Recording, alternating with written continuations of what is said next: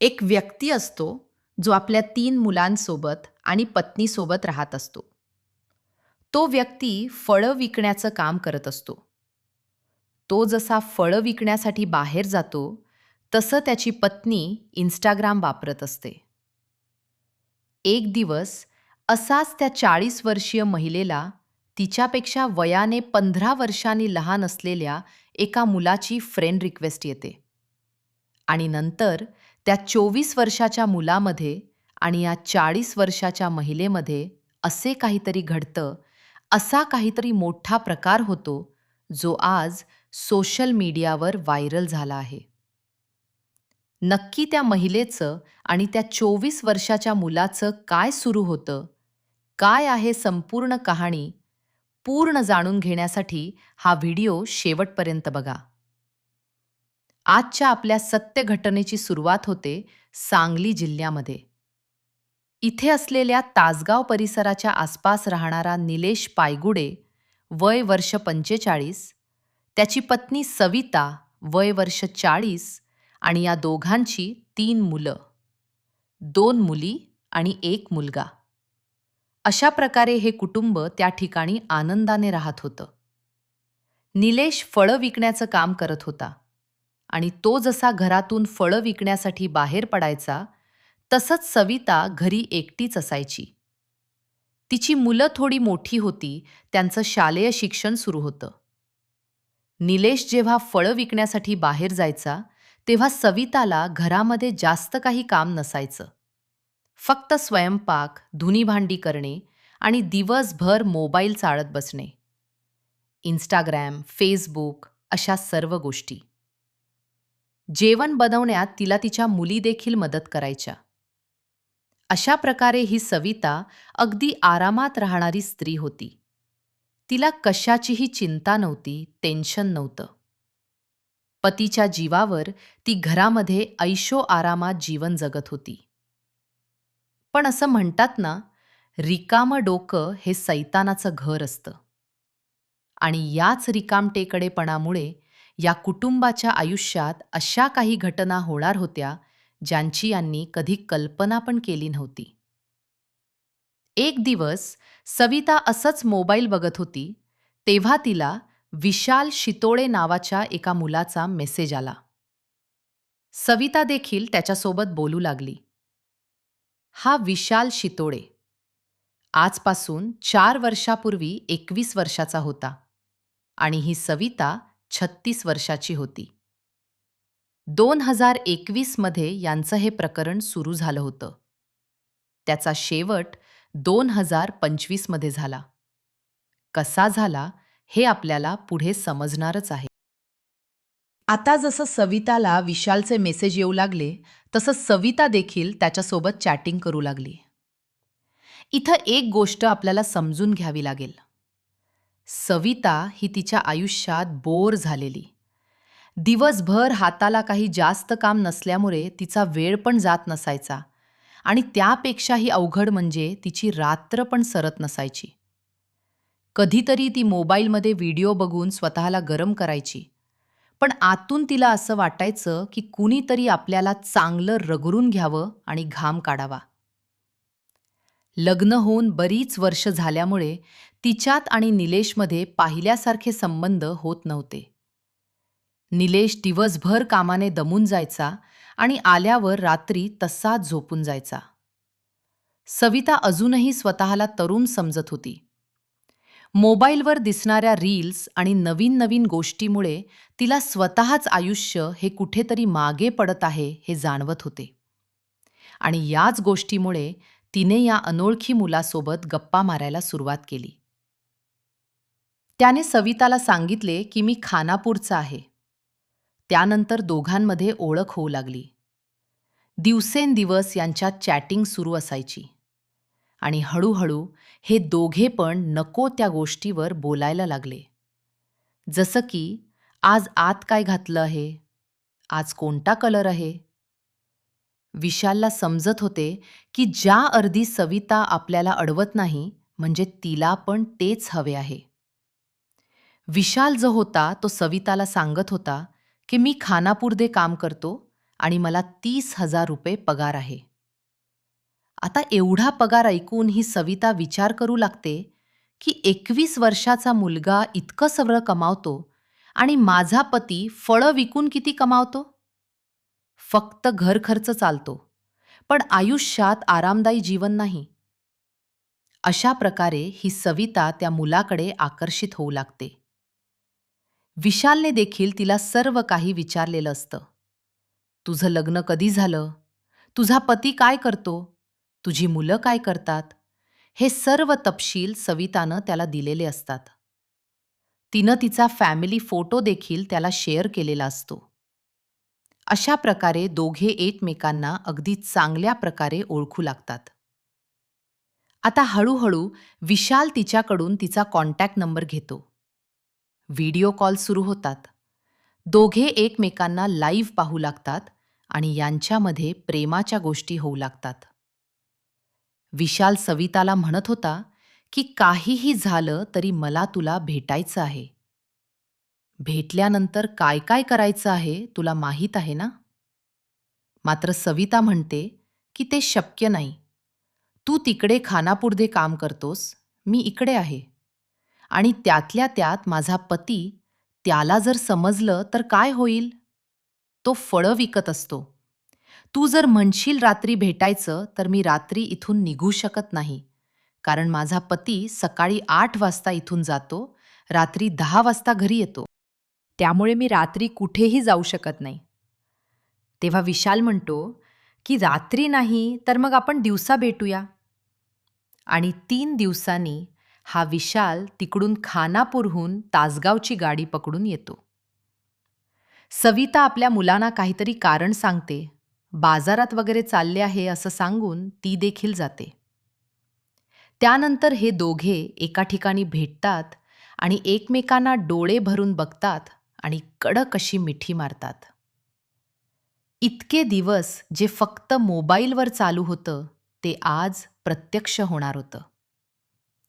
एका ठिकाणी ज्यूस पिल्यानंतर आता या दोघांना शरीराची पण तहान लागलेली आणि ती तहान भागवण्यासाठी विशाल तिला रिक्षा करून 5 किलोमीटर लांब एका हॉटेलवर घेऊन जातो. खर्चाची काळजी न करता तो रूम बुक करतो आणि आत गेल्यावर कडी लावून अंघोळीला जातो. तोपर्यंत सविता ही बाहेर बेडवर बसते. थोड्या वेळानं जेव्हा तो बाहेर येतो, तेव्हा सवितानं फक्त इनर घातलेले होते आणि त्याची वाट पाहत होती. दोघांनी एकमेकांचा घाम काढायला सुरुवात केली. विशाल हा वयानं तरुण असल्यामुळे नॉनस्टॉप रन काढत होता आणि सविता त्याचा आनंद घेत होती. सविता ही अनुभवी होती, त्यामुळे ती त्याला चांगला प्रतिसाद देत होती. वेगवेगळे अँगल आणि पोज करून ती उड्या मारत होती. चांगली 1.5 तास बॅटिंग केल्यानंतर विशाल आऊट झाला आणि बाजूला घामाघूम होऊन पडला. त्यानंतर दोघांनी जेवण केलं आणि आवराआवर करून बाहेर पडले. सविता 21 वर्षाच्या मुलासोबत या सर्व गोष्टी करून खुश होती आणि तिला तो मुलगा खूप आवडू लागला होता. सविताचा पती तिकडे फळे विकत होता आणि सविता इकडे तरुणासोबत आयुष्याचा आनंद घेत होती. विशाल चांगल्या पद्धतीने कमवत होता. त्यामुळे त्याला पैसा खर्च करायलाही काही वाटत नव्हतं, कारण तो विवाहित नव्हता. त्याला कसलीच चिंता नव्हती.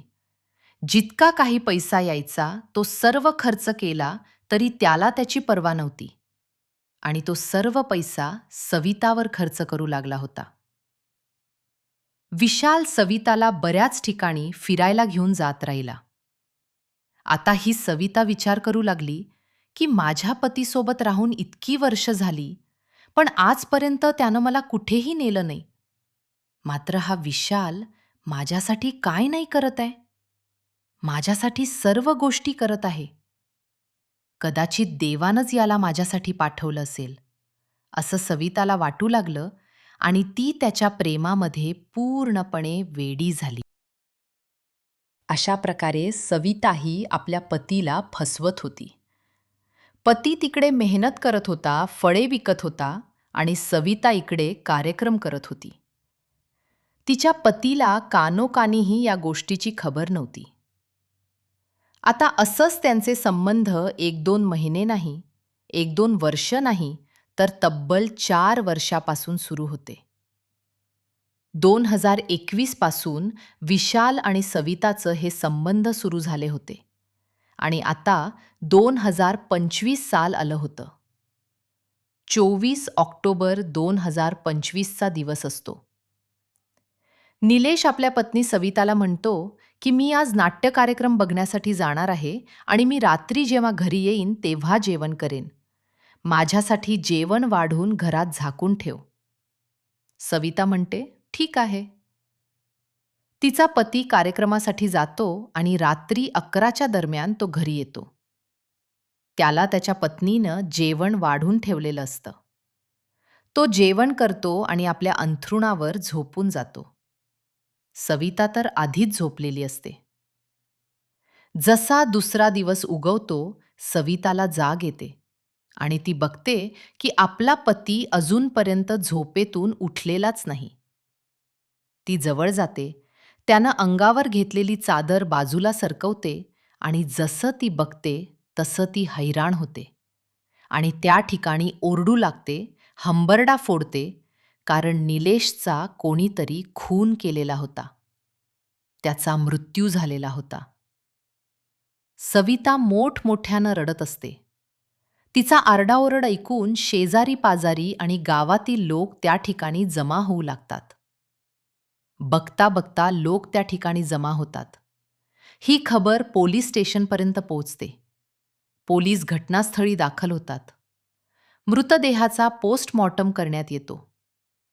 पोलिसांनी मृतदेह ज्या क्षणी पाहिला त्याच क्षणी त्यांना कळून चुकलं की हा खून आहे, कारण निलेशच्या गळ्यावर वार केलेले होते.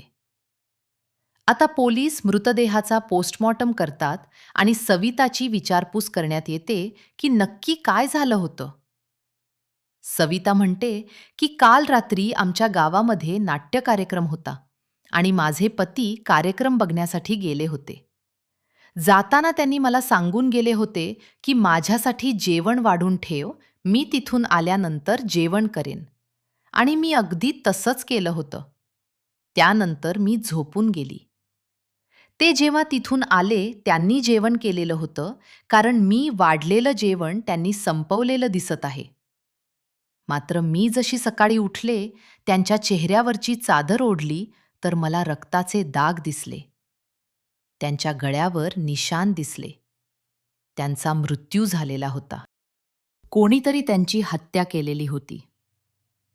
असं बोलून ही सविता पोलिसांसमोर रडू लागते. गावकऱ्यांनाही तिची कीव येत होती. हिच्यासोबत किती वाईट झालं, हिचा पती तिला सोडून गेला. आणि तो निलेश जो होता, तो देखील खूप गरीब माणूस होता. फळे विकून आपलं घर चालवत होता, प्रपंच चालवत होता.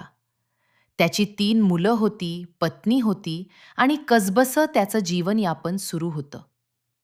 मात्र त्याचा असा कोण दुश्मन बनला ज्यानं त्याला या दुनियेतून उचललं, लोक विचार करतच होते आणि पोलीस सविताला प्रश्न विचारत होते.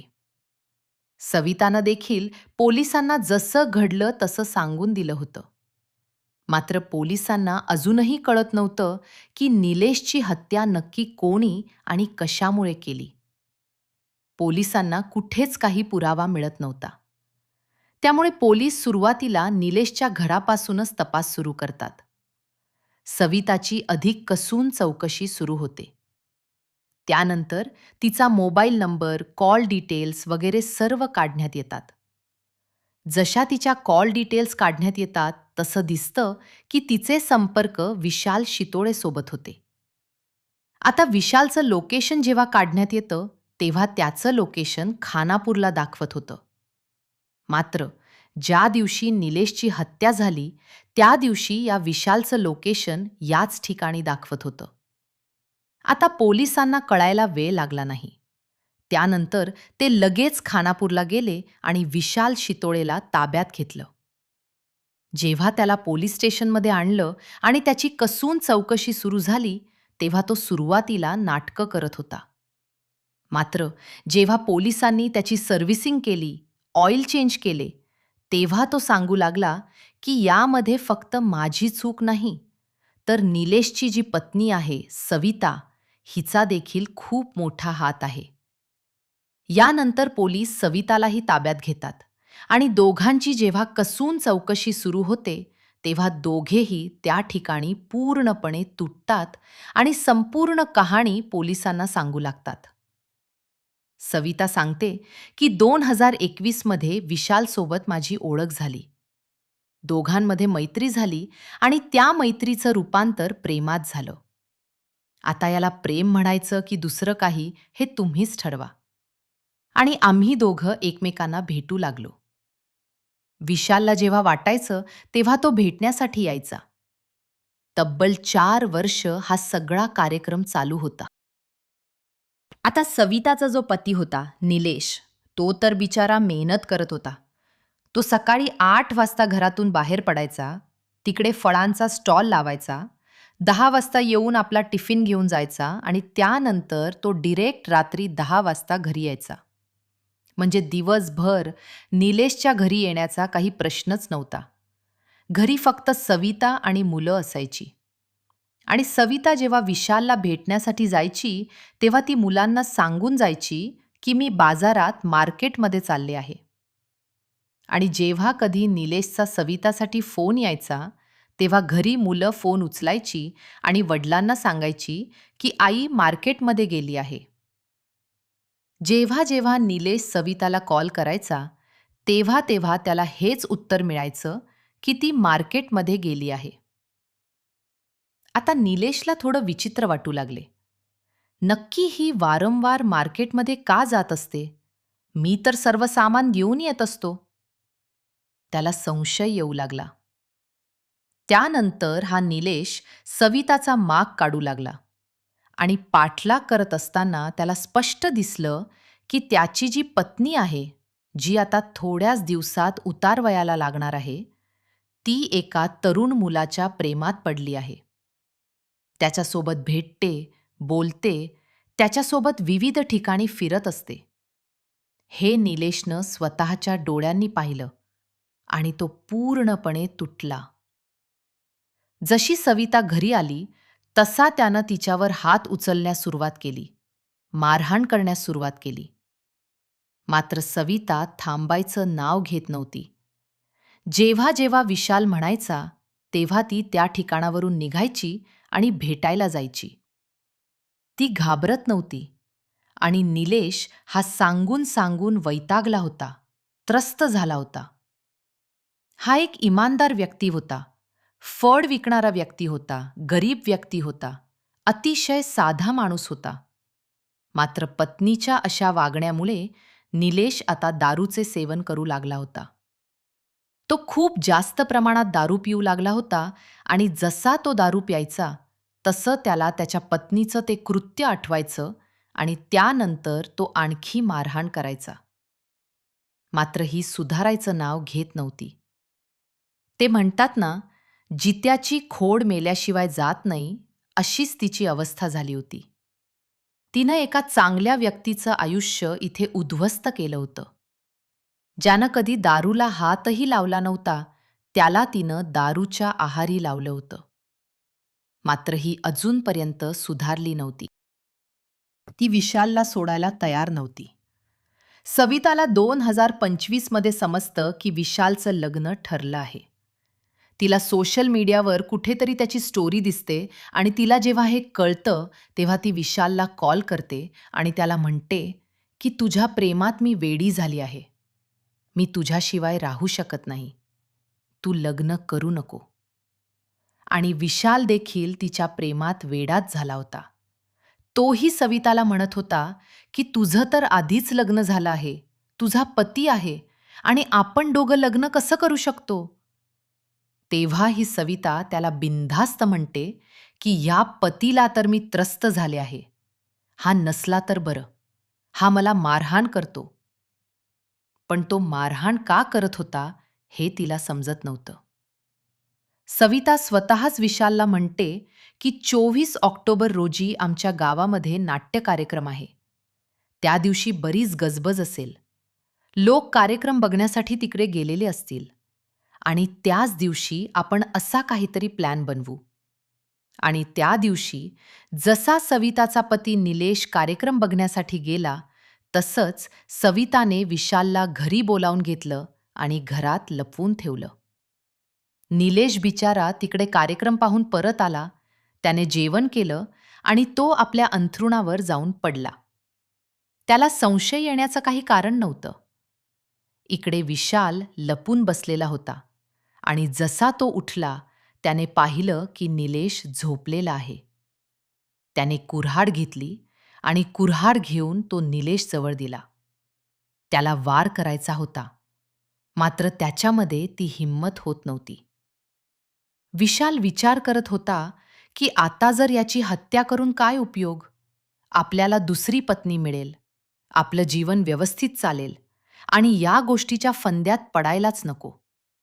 असा तो विचार करून मागे फिरतच असतो, तितक्यात निलेशला जाग येते. आणि जेव्हा त्याला जाग येते, तेव्हा विशालला वाटतं की आता याची जर हत्या केली नाही, तर आपला सर्व भांडाफोड होईल.